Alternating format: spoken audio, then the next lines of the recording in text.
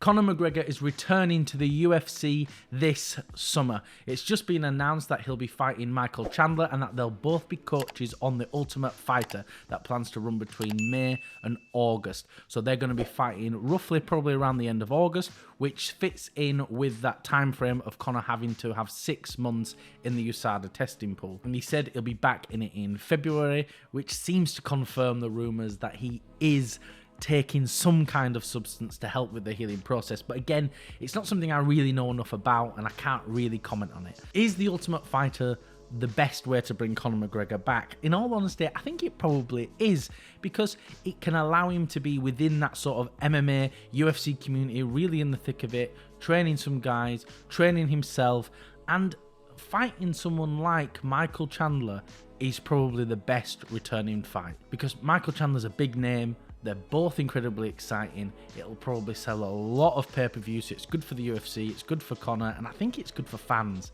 And how will Conor fare fighting someone like Michael Chandler? Because Michael Chandler is a very, very talented, very well-rounded fighter. I think he's probably one of the most skilled lightweights on the roster, but Chandler's biggest problem is he's got a very low fight IQ. He gets too excited and he wants to entertain, and he's really focused on entertaining the fans. And I do not expect him to just wrestle and grapple with Conor. He's going to get taken in by these big roaring fans, all ready to see a fight, and he's going to stand and bang with him, and it's going to be his downfall.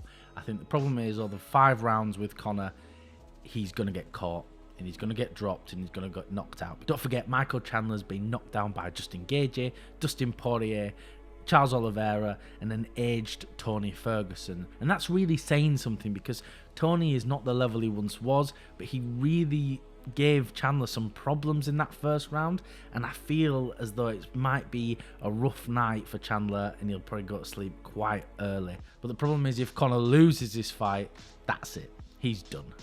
Unfortunately, I think that'll be the final nail in the coffin. It also hasn't been announced what weight they'll be fighting at. I'd assume 155, but with Conor, he's talked about fighting at 170 and he doesn't want to go back down to 155, and I can see Michael Chandler agreeing to fight him at 170, very similar to the Cowboy fight. It'll essentially be 2 55ers fighting each other without a weight cut. And where does that put Conor? Because a win over Chandler does not put him in title contention in either division, especially if it's at 170, because Chandler does not fight at 170.